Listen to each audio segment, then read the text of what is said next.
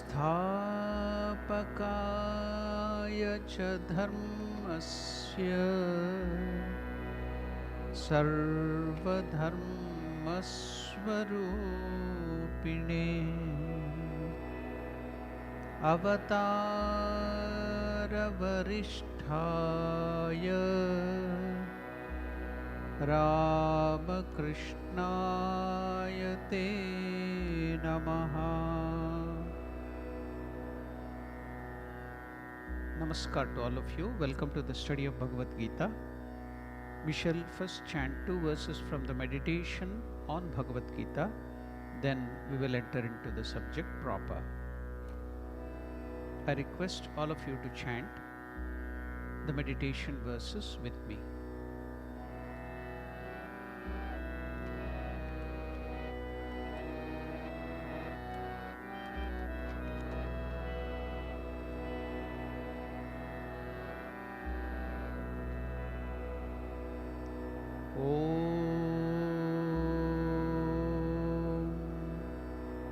पार्थाय प्रतिबोधितां भगवता नारायणेन स्वयं व्यासेन ग्रथितां पुराणमुनिना मध्ये महाभारतम्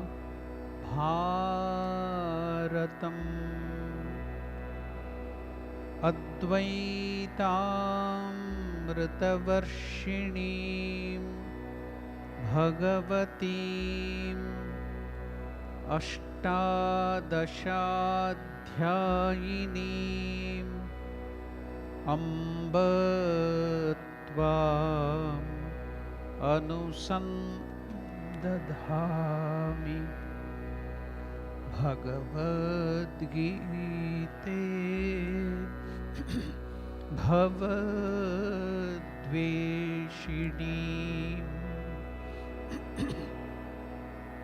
वसुदेवसुतं देवम्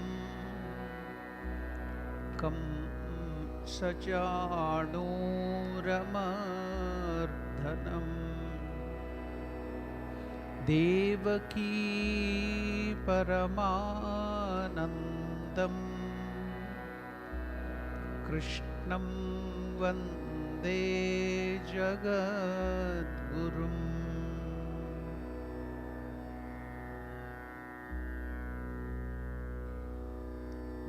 We are studying the 39th verse of the second chapter. We shall now chant the 39th verse, know the word-to-word meaning and then the simple meaning, then go to the deeper aspect of that verse. The 39th verse in the second chapter.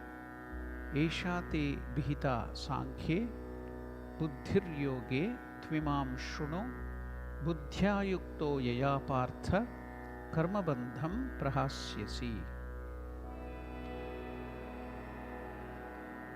एषा ते विहिता सांख्ये, please repeat.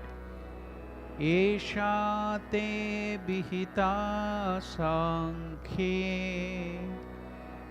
बुद्धिर्योगे त्विमां शृणु बुद्धिर्योगे त्विमां शृणु बुद्ध्या युक्तो यया पार्थ बुद्ध्या युक्तो यया Partha कर्मबन्धं प्रहास्यसि कर्मबन्धं प्रहास्यसि. The simple meaning of this 39th verse is, Lord Krishna is telling Arjuna I have explained to you until now the Sankhya Yoga, or analytical knowledge regarding the nature of soul and this universe. Now, Arjuna, listen, O Partha, as I reveal to you Buddhi Yoga, or the yoga of intellect. When you work with such understanding, or when you perform your duty with the knowledge of this yoga, when you combine the idea of Sankhya and put that into practice in your life, you will be freed from the bondages of karma. When we do the work without thinking, without having the knowledge, impulsively, like animals, so we get the result. That is, when we have heat, we are disturbed by the heat. When it is cold outside, we are disturbed by the cold. When we have loss, we are disturbed. When we gain, we are happy. So we behave impulsively. But when we work with the knowledge of the Sankhya combined with action, then we are not bound by this karma. The result of karma will not bind us. So, O Partha, from here onwards I am going to teach you practical Vedanta. What is the use of it? By which whatever work you do, you can be free from the bondages. You will not be incurring, because you are afraid of incurring sins. Sin will not touch you. So I am teaching you this special yoga, the karma yoga, performing which you will not be touched by sin, or the bondage of karma will not bind you. It will lead you to liberation, freedom. That's why this is a transition. Now we have heard the simple meaning of this verse. Let us go to the word-to-word meaning. Esha hitherto te, to you. Abhihita, I explained. Sankhya, by analytical knowledge, that is the knowledge of the Atman and all that thing. So it was philosophy. Buddhi yoga, by the yoga of intellect, to indeed imam, this shunu, listen.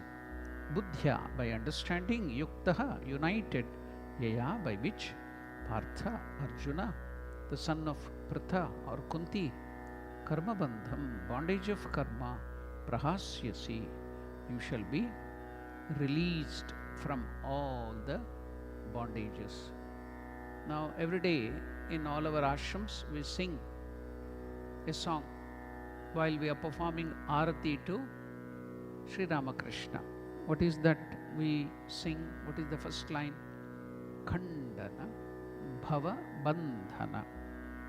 Bhava means this world, bandhana means bondages, khandana means cut asunder. So the teachings of Sri Ramakrishna will help us to cut asunder the bondages which we are tied up with. It will make us free. That is khandana. So here Lord Krishna is telling, I am giving you that practical, it is not just philosophy. I am giving you something which is practical, by following which, with that knowledge, if you work, then that will allow you to cut off all the bondages in your life. It will not bind you. So it will also keep you in such a state of mind whereby if there is all the vagaries of the world, gain or loss or profit or loss, success or failure, somebody rewards you or somebody will criticize you, you will not be disturbed by that. You will be always in a equanimous state of mind, which we studied in the last verse. So now, what is our common state of mind, we become too practical, just like animals, and we are caught up in a bondage. So just like when we are too practical, we become too miserly. I'll just give you the two examples. People who are too practical, optimistic, diplomatic, and see, let us compare it. Persons who are very miserly, a person who will leave poor so that he can die rich, is called a miser. Who is an optimist? Optimist is a person who, while falling from the Eiffel Tower, says in midway, see, I am not injured yet. So that is philosophy, extreme, on the other extreme. But this is too much practical. Miserly person, he will live all through poor so that he can die rich. So again, another, who is a diplomat? A diplomat is a person who tells you to go to hell in such a way that you actually look forward to the trip. So this is extremes, philosophy and the extreme practicality. So here Lord Krishna in this verse is giving neither too much of optimism nor pessimism, but it is realistic view of life. Realistic. So that's why we are now, it becomes so practical and it will so helpful to us now. So let us go into it and enjoy the teaching of Lord Krishna. Now we should know the term Sankhya. What is this Sankhya? He told, I gave you the knowledge of Sankhya all through. The word Sankhya comes from the root word San, meaning complete, Kya meaning to know.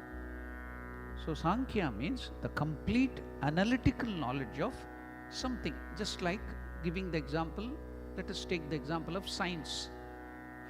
You do a lot of research and get knowledge. You do the research, trial and error, experiments, everything, you will get everything, the knowledge of it.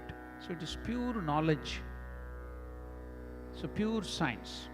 So likewise, the analytical knowledge of this world, your own nature, everything, making it threadbare, that is Sankhya Yoga, or analytical knowledge regarding nature of your own soul and also this external world. So the word Sankhya comes from the root word complete, Kya meaning to know. So Sankhya means the complete analytical knowledge of something. So there are 6 philosophical weave, darshana, Shad Darshana. Of them, one is Sankhya, based on which there is another that is called Yoga, Raja Yoga. Based on that, they practice sadhana according to yoga. So this is Sankhya, just knowledge, yoga. So which is one of the 6 philosophical treatises in Indian philosophy. What does it do? It makes an analytical enumeration of the entities in the cosmos, both us as individuals and also the whole universe outside. So how do they open up everything? It lists 24 entities, cosmic principles, Pancha Mahabhuta, from which the whole creation has been done, earth, water, fire, air and sky, and Pancha Tanmatra, the exact 5 abstract qualities of that 5 materials. What are they? Earth, taste; water, touch; then fire is the sight; then air is touch; then sky, Akasha, it is sound. So like that, the equivalent of that, the Pancha Mahabhuta to that 5 abstract qualities, Tanmatra, like that, the whole world is separated. Then comes Pancha Karmendriya, in us, all the 5 working sense. Then Pancha Gnanendriya, the knowledge senses. Then our mind, then our ego, the entity created by the evolution of this nature, Mahan, the entity created by the evolution of Prakriti, this whole nature, Prakriti, the primordial form of the nature, energy. In this way, the whole cosmos is divided. Then what is the division that finally we have to see? Prakriti, the primordial form of the material energy, apart from Purusha, the soul, the Atman. So we try to enjoy this Prakriti and we get caught in that. So then all this creation, everything comes in. Because we want to enjoy this Prakriti, we got caught in this and all the bondages started. That was the first. That's why you see in Bible you can see that Old Testament or whatever in the Bible you will see first Adam and Eve were free, very happy in heaven. So what was the first mistake they did? What was the first karma which we started? Desire. The Lord had told, don't eat the apple. So desire for the apple started everything from there. So the first wish to enjoy this Prakriti, the soul which was free and happy thought that there is something and then got caught up in that. That was the first karma. Then multiplied, and we are caught up in this world. Happiness, misery, pain, pleasure, everything in duality. We are bound now. So now we have to get liberated from this bondage. So now Krishna is giving us the method. You can stay in this world, do everything, but you will not be touched by all these problems. Just like the example is given of the lotus. The lotus stays in the water, in the slush, in the mud, muddy water, it comes up, but it is never touching water. Even if water falls on that, it will just like become like a pearl and it will roll out. It will never touch it. It will never disturb that. Likewise, you can stay in this world, but you will not be touched by the vagaries and the problems and sorrows and the bondages will not touch you. So that secret is now being taught by Lord Krishna. Be in the world, be in everything. You have your father, mother, brother, sister, wife, husband, everything, business, everything do. But the secret is being taught by Krishna, whereby you will not be in trouble, you will not have sorrow, have that equanimity of the mind. So the secret is being revealed here. That's why from here the Karma Yoga starts, which is very, very important. It is very, very practical, realistic view of life is given here afterwards. That's why this verse is very, very important. Let us see, take up little by little in the last verse itself. We have studied it wonderfully. Now we will go to the details of it. What did we study in the last verse? What was the teaching? Lord Krishna taught us a beautiful verse which was a transit or transition between that Sankhya Yoga and Karma Yoga. Sukha Dukkhe Same Kritva Labha Labha Jaya Jayo Tato Yuddhaya Yujyasva Naivam Papam Avapsyasi. Oh Arjuna, regarding happiness and sorrow, whether it may be gain and loss, victory and defeat, take it alike. Don't get attached to that. So prepare for the battle of your life. In this manner, you will not incur sin. The bondage of karma will not touch. So we will go backwards to that old verse and study it and take the help to the next verse, this also. So here, Lord Krishna is teaching us now this Buddhi Yoga. What is this Buddhi Yoga? The attitude with which we have to work. That causes all the bondage and liberation. So now, in itself, work is neither good nor bad. The attitude with which we perform that work makes it good or bad. That's why here in the Buddhi Yoga and the Karma Yoga, the Lord is teaching us how should we work. What is the attitude that we should have while working? What should be the attitude when anybody does the duty or the work? And the attitude is presented in the 38th verse, and that is Samatvam. Samatvam is, Krishna is emphasizing this value, Maulya, value, more and more throughout Bhagavad Gita. What is this Samatvam? Means balance of mind. In some of the future shlokas, He also tells, what is yoga? Samatvam yoga uchyate. The balanced state of mind is called yoga. The moment you get profit, you should not be elated. The moment you get loss, you should not be depressed. Maintain your calm, samatvam.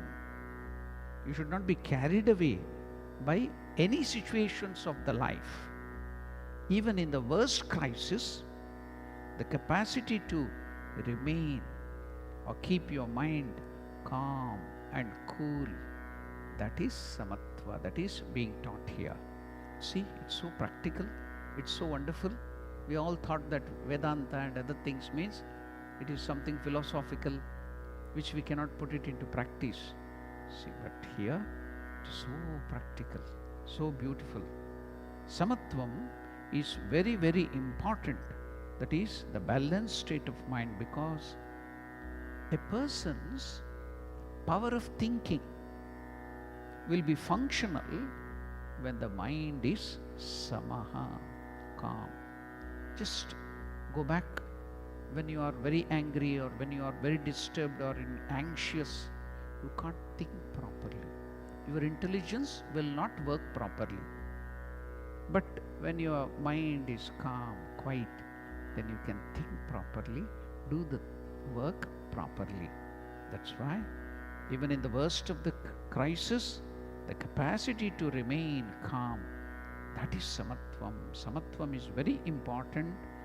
Equanimity of the mind is very important, balanced state of mind, because person's thinking power will be functional when our mind is calm and quiet, balanced. When the mind is disturbed, visamaha, what happens is the discriminative faculty, viveka, will not work. Then our decisions will go wrong. Then if your decision is wrong, still worse, the person has to lose the capacity to learn from the experience. So suppose my understanding or my mind is not calm and I can't work properly, my decision is wrong. So what? Let me forget it. No. We have lost a chance to learn from every experience of our life. This life has been given to us by the Lord because we can learn from every experience. If your mind is disturbed, then whether it is loss or gain, whether it is success or failure, whether it is crisis or happiness, you are learning something. Now, because of your loss of discriminative faculty, loss of thinking, then you cannot learn by that experience.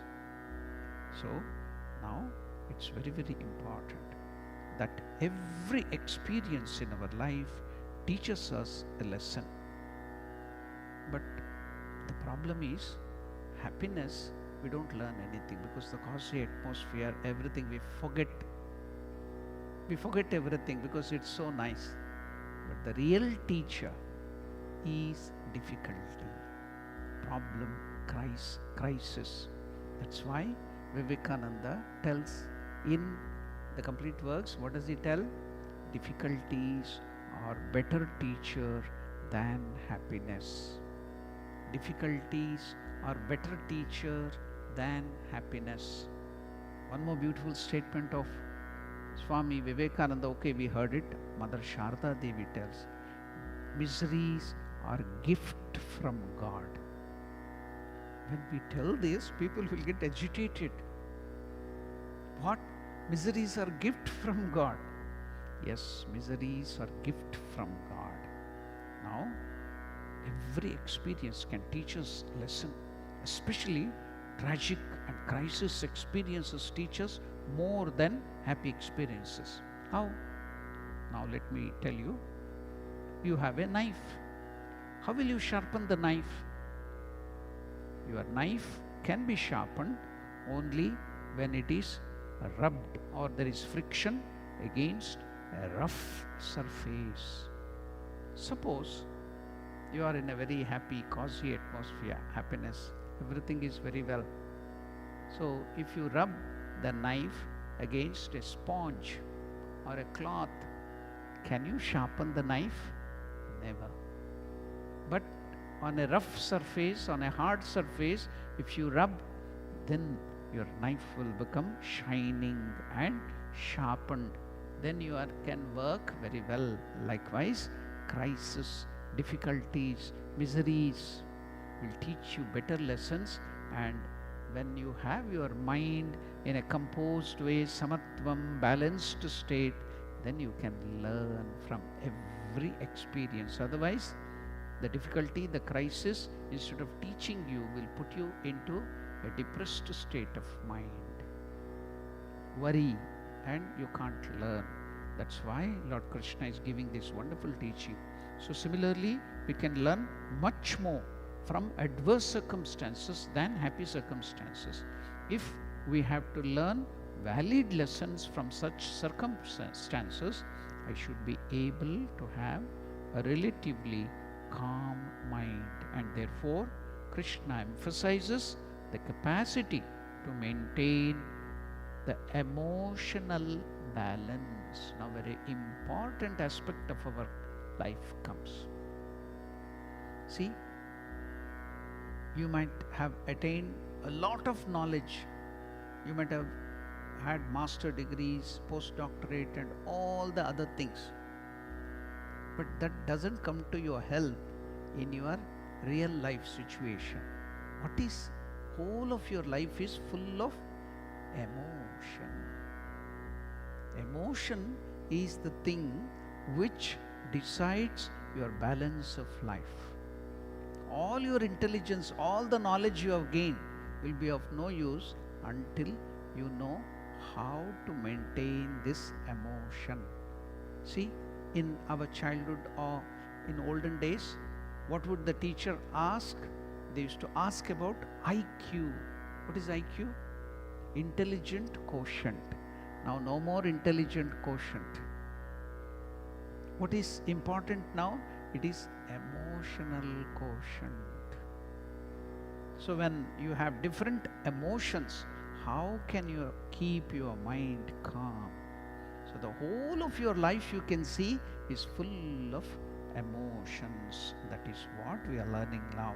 Lord Krishna emphasizes the capacity to maintain the emotional balance. That is samatva, is the most important virtue that is required in our life.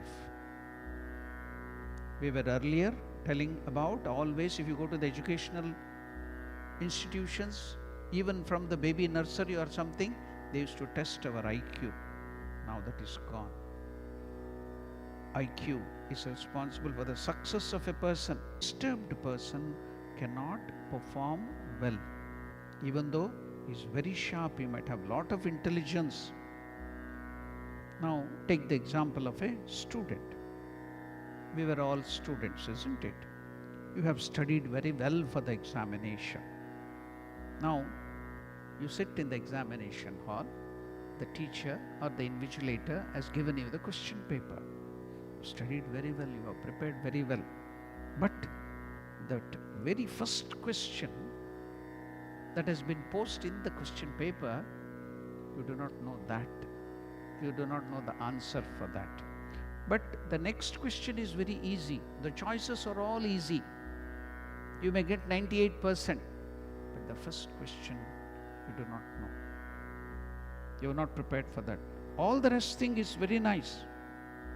When you look at that question, then you become jittery. You know the second question, you know you can score very good marks, but because of the disturbance, you forget even the next thing which you know very well. Why? Because now your mind is disturbed. So emotion is working. So you'll forget the second question, you become more disturbed. Then the third question also is forgotten.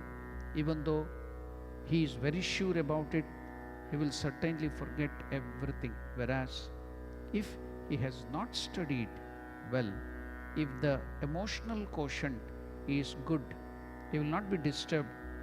he will write whatever he knows well, and therefore emotional quotient is more important for human success than intelligent quotient. So that is what Lord Krishna is preparing us through this, all these Karma Yoga, the verses. And in fact, too much of IQ can make a person cranky also. Therefore, Lord Krishna says that I am not interested in your IQ, I am now interested in your EQ. Because Arjuna had got everything, Dhananjaya. He was the best archer, he was the best man of knowledge, everything he had best. Savyasachi, ambidextrous, no more, no one is equal to him in all the talents he had. But see, a small crisis, emotion disturbed him. Now he doesn't remember anything. He had collapsed there on the battlefield when he needed the most. Same thing happens to us in our life. When it is needed the most, we will forget everything. All that we have learned is forgotten. So, for us, human beings, Lord Krishna is telling, important is EQ, emotional quotient. Now, let us take the example of game, any game, whether it is tennis, whether it is cricket, or any other game.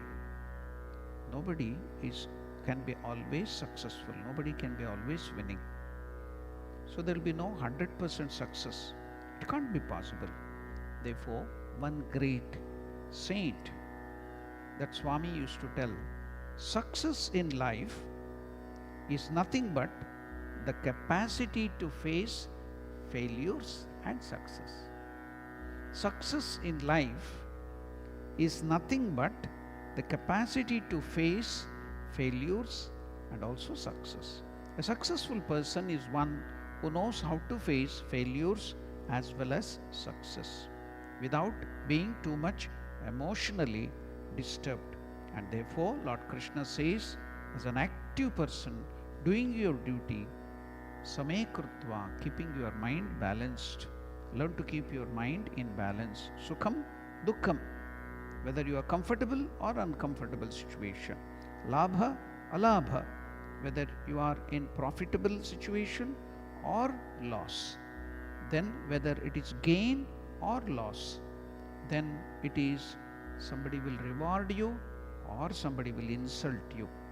Then you may have won something or you have lost. So your balance is very, very important. Now I will give you one beautiful example, because if we go on enumerating the qualities, it will not help us much. But when we give the very same thing with an example, you can enjoy it. What is the caption? Why me? A powerful lesson from the life of Arthur Ashe. What is that powerful lesson from the life of Arthur Ashe? The caption is, why me? Arthur Ashe, the legendary Wimbledon champion, the first black man to win a Grand Slam in Wimbledon, is something achievable and a true icon. After winning and becoming very popular, he was undergoing blood transfusion. Due to mistake of the doctors, he got the wrong transfusion of the blood, and what the disease he contacted was, with no mistake of his, the mistake of, I don't know, destiny or doctor or the nurse or somebody, he got the blood which had the virus of AIDS. So for no mistake of his, he got the disease AIDS. So he was now slowly going down in his life. In his final week, as he battled the disease AIDS, he was on the deathbed. His fans sent him thousands of letters. One of the letter asked the heart-breaking question, why did God choose you to suffer from this terrible disease for no mistake of yours? You didn't commit any mistake. You are a very good householder. You have never committed any wrong thing. But it was the mistake of the blood transfusion. And so you got this aid and now you're dying. The question asked by the fan was very heartbreaking. What is that? Why did God choose you to suffer from this terrible disease for no mistake of yours? He gives a beautiful response that will help us to maintain this balance, what Krishna tells. On the verge of death, he maintains this samatvam. And that too, he has got AIDS and is dying. In that dying state, you see his calmness of his mind. What is that? Let us go through his response. Why did God choose you to suffer from this terrible disease? Was the question asked by, heartbreaking question asked by one of his fans. His response is one of the most profound things ever written. He tells in that letter, out of more than 50 million children who started playing tennis around the world, only about 5 million children learn the rules of tennis properly. From those, only roughly 500,000 become serious tennis players. From that, about 50,000 reach professional circuits. Out of that, just 5,000 ever compete in a Grand Slam.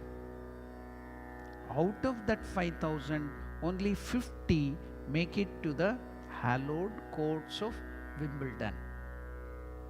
From those 50, only 4 reach the semi-finals. From that, only 2 make it to the final. And in the end, only 1 lifts the trophy as champion in the Wimbledon, and you will become world famous. So out of 5 or 50 million children, I succeeded to be the one who won the Grand Slam. Only 1 lift the trophy as champion. That was me. That one was me out of that 50 million children. When I held the Wimbledon trophy high and heard the roar of the crowd, I never asked once, God, why me? When you achieved so many things in your life, did you ask the question, why me? You never asked. So when I was the one from that 50 million children who succeeded and lifted the trophy high with all the applause, the whole world praising me, I never asked God. I never asked God, why me? So now that I am in pain, have I the right to ask why me today? Samatvam yoga uchyate. See, even in the dying moment, the balance of the mind, now you can understand it better. That's why with examples, you can understand it better. Powerful truth. We are quick to question and react with emotion. Why me?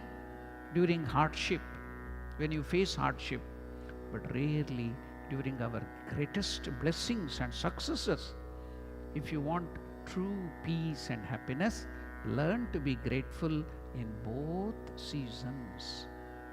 Arthur Ashe passed away in 1993, but his words live on as a reminder. Life isn't about fairness, it is about perspective.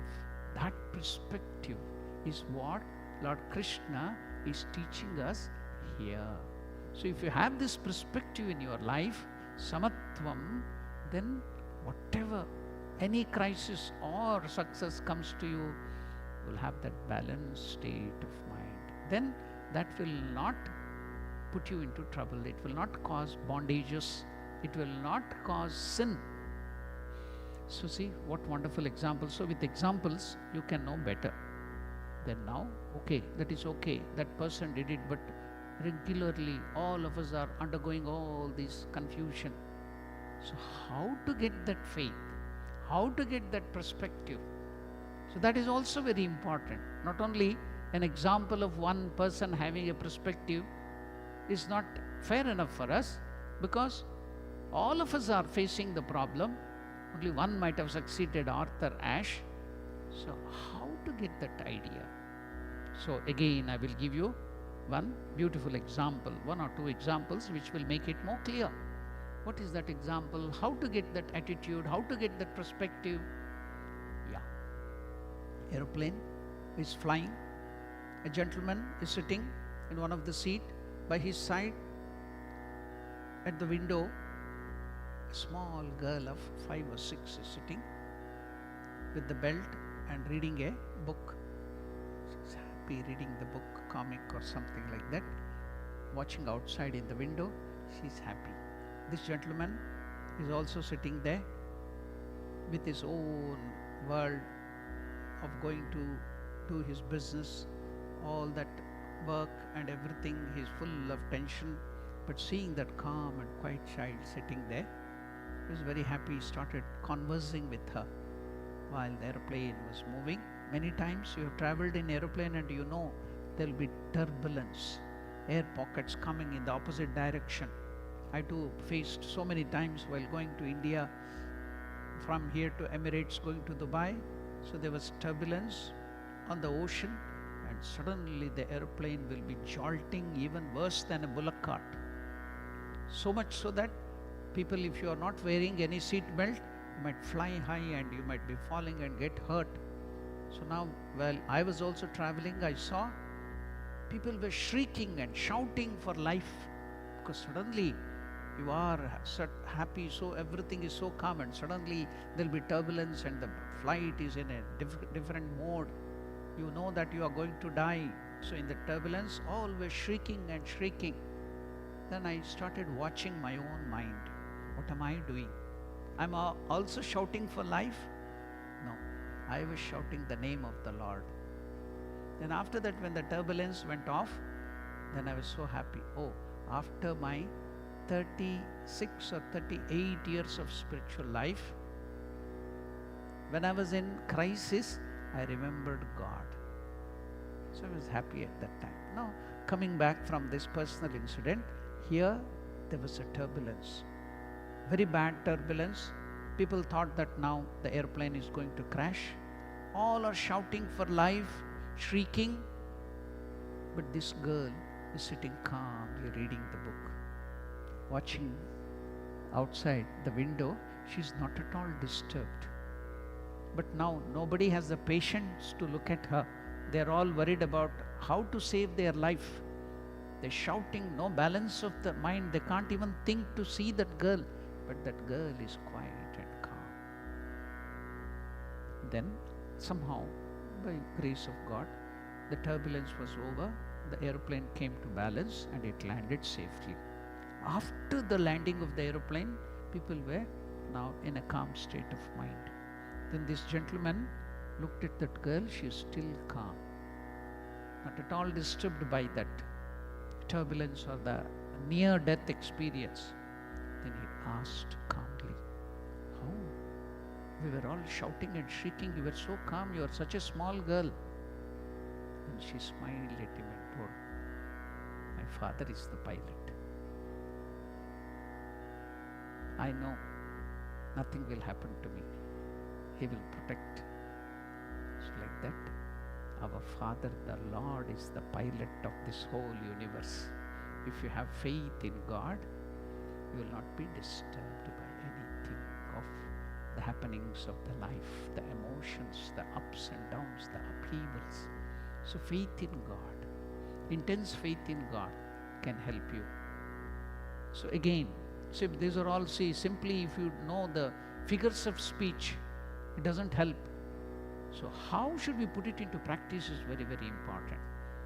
So that's why the attitude, the perspective, wonderful.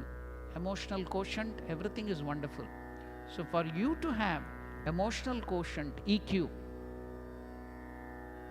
how is it possible? It can be possible by SQ, one more thing called SQ. What is that SQ? Spiritual quotient.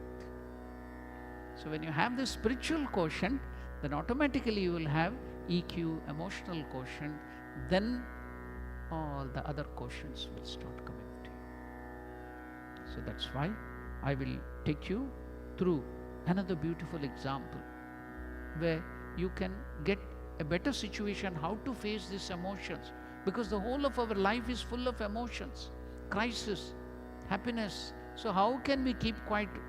How can we keep balance? It happens, our mind also will be in wavy motion and turbulence. I'll give you another beautiful example by which it can help you much more how to have this faith in God and keep our mind calm. What is that example? A saint was moving in a ship to a pilgrimage with his family, and friends and everybody are moving. Again, the problem is turbulence, storm. So the ship was in such a state that it was about to capsize. The captain is trying to control. So as usual, people are screaming and crying for life. Somebody has fallen down on the boat or the ship and crying for life and do what not. You can just imagine the situation. But instead of worrying, even the wife is also in such a state. But this saint was laughing, smiling. And he was just, loudly laughing. So other people who were crying for life, falling on the ground and so much in trouble, looking at him, laughing and smiling, they got angry on him. But there is no time for them to think of that. They just wanted to save their life. They kept quiet. But when everything became calm and they reached the destination, the pilgrimage, then now they started scolding him and also the wife. Teach your husband a lesson. He was making mockery at us. When we were all crying, he's laughing at us. Teach your husband a lesson, proper lesson. Then the wife got upset because all are scolding her. She told, why couldn't you keep quiet? Why were you laughing like that? At least you could have kept quiet. If you are such a great saint, you could have kept quiet. Why were you laughing loudly when all were crying? She told, now I can't explain it to you. I will explain it to you with example when the situation comes. Let us now go to the pilgrimage. So before entering the temple, they had to go and take bath in the river nearby. So while they were about to take bath, the husband suddenly became very ferocious and started trying to squeeze the neck of the wife and then tell, I'm going to kill you now. Then the wife told, don't play fun. You can do all that thing, mischief and naughtiness in the house. All people are watching us. This is a pilgrimage. Why are you playing fun here? No, I'm going to drown you in the water. I'm going to kill you now itself. Don't play. This is not the time to play. Let us take the bath and go. No, I'm definitely going to kill you. I'm going to squeeze your neck. I'm going to put you inside the water. No. Then he asked, I was about to drown you, squeeze your neck and put you into the water, and I'm also shouting at you, but you are not at all disturbed. You are laughing at me and telling don't be naughty and mischievous. How is that? I know you are my husband. You are not going to kill me. The same way, I know the Lord was playing all these things, the storm and other things. When the Lord is making all, I know He is the master. He is the Lord of me, and He's not going to do anything to me. So seeing His all that arbiter, just like when I was shouting at you, you were laughing at me, I was laughing at the play of the Lord. I know my Lord will not do anything to me. So, see, when you have intense faith in God, then you will not be disturbed by the emotions. It is all the play of the Lord. is the play. Everything is the play of the Lord. So now we will, with these examples, it has become a little more clearer how to maintain the balance, the emotions, how to maintain the perspective, the right attitude. So now we'll go forward. I will, in the end, I will also try to give you one more beautiful example which will make this idea, this balanced state of mind more clearer with the other example. Let me go forward.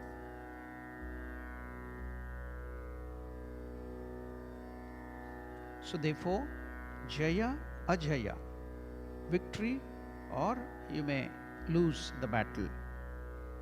Everything included, pair of opposites, life and death. If you take life, automatically death will come. If you take one side of the coin, head, then the tail also will come. You cannot take life and give up death. The moment you take life, death will come. If you take victory, automatically the other portion will come. You take heat, then cold will come. So everything in this universe is opposites in opposites. Everything. If you take one, many will come. Everything is in opposites. So keep your mind calm, whatever comes. That is what. So now you can see mana apamana. Some people will give you lot of respect. Some people will insult you. After taking sannyasa, our guru will tell us we have to go for begging alms after sannyasa. 3 days we have to go for begging alms. It's called Madhukari Bhiksha. After that also every year we go during sannyasa. We deliberately, though that was not the time of our sannyasa, we go for that begging so that we will have that experience. At that time, our guru will tell us, while you go for the begging, what should you do? Stand in front of the house, unknown person's house, only 5 houses. If you don't get alms, then you have to go without food that day. Whatever you get, you have to offer it to the Lord and take it as prasad. So it's called Madhukari Bhiksha. What is Madhukari? Madhu means honey bee. How does the honey bee collect it? This thing, it goes to different flowers and take little honey and collect the honey. So like that, we have to go to 5 houses and collect little alms and eat, survive for survival. So Ramakrishna used to tell that is the purest form of food. So we used to go deeper into the places where there were no devotees, so that we get different experiences. So our guru would instruct, when you go, stand in front of the house, beg for alms. So you have to tell, shout Narayana Hari, take the name of the Lord. When they come, when the house owner or the housewife comes and asks, what do you want? So you should take only cooked food, no uncooked food, no money or anything, just cooked food. So in a bag, we have a bag with our this thing, it will be made like a bag. Jholi it is called. Then whatever it is, sambar or it is rasam or rice or anything, you have to take only that, it will be going down. Then you have to offer to God and eat it. So while giving the alms, some people will give you with respect. Even then, you have to pray for their welfare. Some people will insult you, will shoo you away. Go away, we are not going to give you. In spite of that, you have to pray for their welfare and come. Some people will go to the extremes of telling, you rogues, you thief, you are coming to do the recce in the morning, and in the night time you will come to steal our houses. You are thieves, get lost from here, otherwise you will get some big bags. Even then, you have to pray for their welfare and then go forward. So we have to go do that. We got so much of experience, scoldings, insults. So deliberately, the Guru will send us for begging after getting sannyasa. Why? To crush our ego. Whether it is mana, respect, reward, or insult, you have to take it equanimously, samatvam. We are exposed to that. We go and do that begging. Why?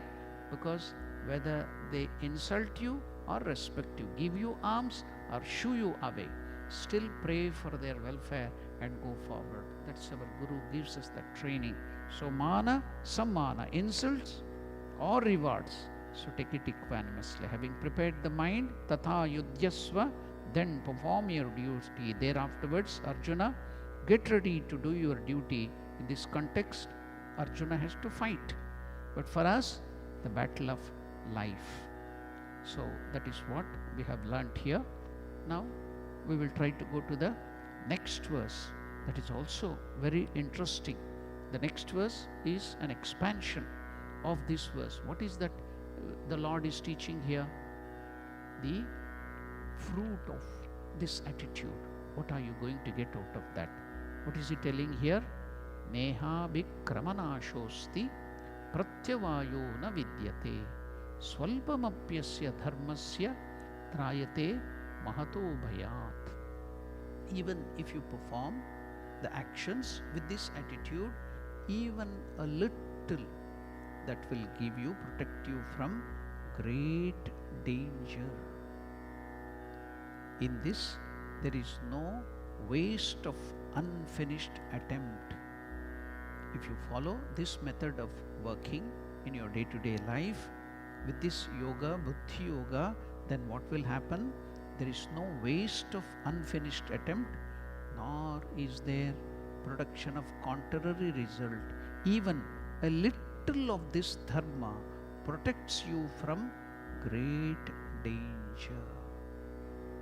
Even a little of this practice will protect you from great dangers. That is the thing which Lord Krishna is telling. Even if you practice this a little, with a little attitude, summing up that Swami Vivekananda in some of the teachings he tells, even if you think of doing good to others, you might have not done good to others, even if you have that attitude, if you think in your mind that you will follow this path, keep your mind calm, help others, swalpamapyasya dharmasya, even if you do a little, or even if you think in the thought level too, it will save you from great dangers. It will give you wonderful results. Even that attitude, even that thought also will save you from great danger. That is what Lord Krishna is telling here. So, what wonderful thing. We will learn about it still more. Yeah, already we have completed our time. I will take a little time and give you that last example, and then I will complete our study of this verse today. Lord Krishna says, till now I have been conveying to you the Sankhya, wisdom, meaning Gnana Yoga. That is theory, knowledge. This world is unreal. That Atman, God alone, is real. In that transcendental state, you will realize the Atman. This world is a world of passing shadows, unreal.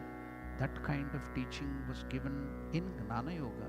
Yes, that is too high at the transcendental level. But now Lord Krishna knows that we are not ready for that. So he is telling Arjuna, yes, do your duty, fight the war on the basis of this teaching of Gnana Yoga. Now he says, Eshate Bihita Sankhya.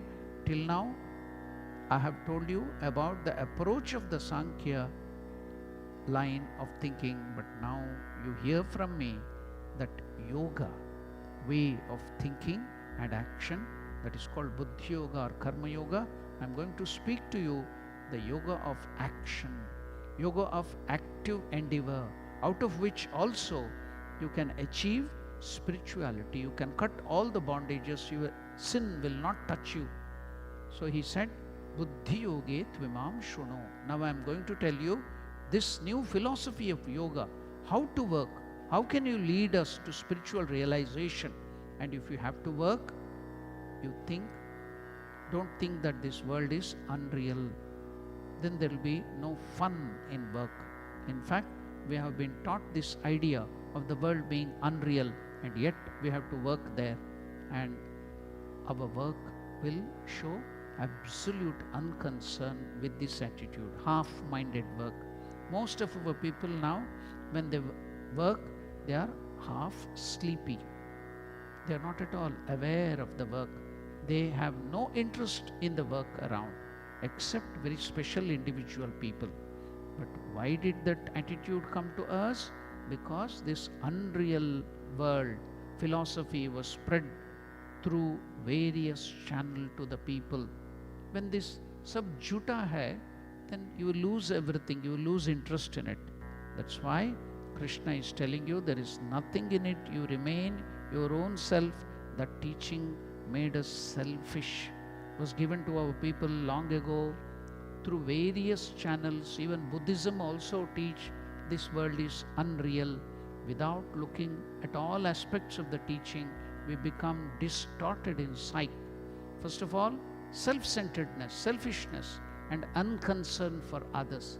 This kind of philosophy had gone deep into our mind, with the result that our human relation became weak, unconcerned.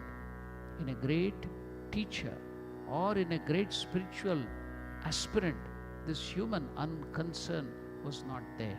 But to millions of people, common people, the result was a dried up heart, no concern for others. That attitude also came into politics. That is why this yoga, path of Krishna, is a strong medicine for most of us. We did not understand or follow till Swami Vivekananda came in this modern world and gave the truth back. What will be the result of this yoga buddhi?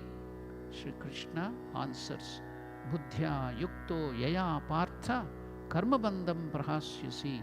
If you develop this attitude, this perspective, yoga buddhi, one great result will be that through work you will attain that very spiritual freedom which the highest knowledge will give you. You can continue to work, you can handle the work situation, handle other human beings. In and through all these, you would become free from all bondage. I will give you one beautiful example of lock and key. See, you have lock and key. If you turn the key clockwise, it will bind you. Same energy, but the direction is separate. Turn it, the same key, anti-clockwise, the same action which you are putting in will release you. If you turn it clockwise, the lock will bind you. It will lock you up. But the same energy, vector is different, in the opposite direction is releasing you. So in this world, when we do the work without the proper attitude of karma yoga, just with selfishness, getting into all sorts of problem, impulsive like animal, that binds you to this world. When you turn that attitude in the opposite direction towards God, and when you do the work, that very same work which was binding you will release you. That is the secret given by the Lord. So, with one last example, I will close my talk for today. What is that beautiful example? There was one lady in Iraq many 100 years back. Her name was Rubiya al-Adabiya. She was a great lady, saint. She led a very good life. She was like the Sufi saints. So a combination of Islam and Hinduism, when it came together, a new thing came up that is called Sufism. So she was a Sufi saint, great lady. She had gone forward in spiritual life. She had realized God. So she was a householder, husband, 2 children were there, somewhere in Iraq. So husband was a farmer. So the children were 18 and another one was 20. Both the children had gone to the field for doing some work in the garden. Now that day it was heavily raining, there was storm. This great lady, people used to come to her for so much of counseling and knowledge because she was full of knowledge, wisdom of God. That day, because of the storm, there was a lot of lightning. What happened? Because there was a streak of lightning, both these children were killed in the lightning. all the other farmers who were nearby. They brought the dead body of the children to the house, laid it in the courtyard and told the mother, Rubia Ladabia, see, they have died. She looked at those two children. Now what should be the attitude of perspective of this mother who has lost her two children, youthful children, 18 and 20. What would be the condition? She was calm and quiet and told the people there, I have to prepare my husband who will come in the evening. So keep these two bodies inside the room and lock it up. I have to prepare my husband, otherwise he may have something. He may be mentally disturbed or might have a heart attack. I have to prepare my husband, keep the body inside, and you people can go. Then in the evening, when the husband came back to house, she told, see, some problem has come to me. What is that problem? All the people of the village come to you to get solution to many problems, and today you are faced with the problem and you are asking me for the solution. The husband replied, they call you a saint, and what is the problem? Many years back, our neighbor was an old man, was going to Makkah for pilgrimage. While going, he had two costly ornaments. He gave it to me for safekeeping, because going to the pilgrimage thousands of kilometers away, walking in the desert, so he might be attacked by the thief or the dacoits, and he might die also. So keep these two ornaments with you. If I come back from the pilgrimage, you can return it back to me. And if I don't come back, you can have it. So he went. Many years passed. It was 20 years now. Now, after 20 years, he has come back to me. And he is asking me to give back the ornaments. Now, I have developed attachment to that ornaments. So, shall I give back the ornaments or shall I keep it with me? Was the question. The husband got upset. What? They call you a saint. And now you are asking me that simple question. It belongs to him. Give it back to him. Then she opened the door. 20 years back, the Lord gave us these two ornaments. I thought that they belonged to me. They were not mine. It belonged to him. They were not mine. But now I got attachment to that, and I thought these two ornaments were mine. But today the Lord is asking me to give back those two ornaments. Come, both of us will join together and give back the ornaments to God. Open the door. The two bodies were lying down there.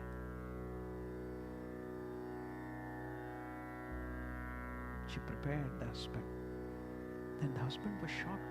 Okay, I am a father, I can understand, I can be emotionally stable, but you are the mother, how could you? Then she answered, if you have intense faith in God, then you can withstand any vicissitudes in your life, was the answer of that great lady saint.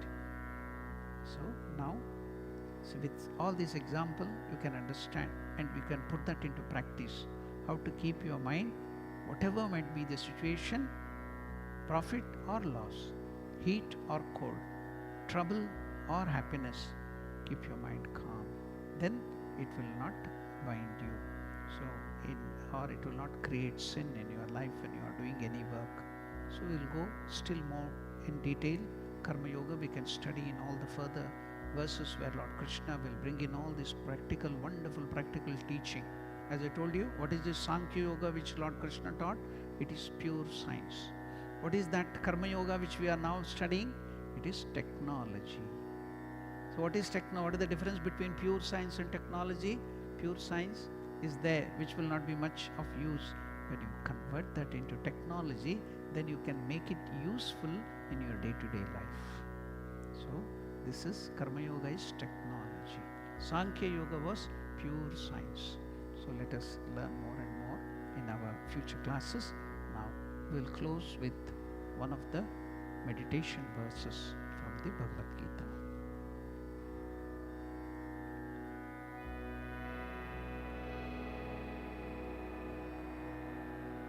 Om Mukam Karoti Vachalam वाचालं पङ्गुं लङ्घयते गिरिं यत्कृपातमहं वन्दे परमानन्दमाधवम्। ॐ शान्ति शान्ति शान्तिः। हरिः ॐ तत्सत्। श्रीरामकृष्णार्पणमस्तु।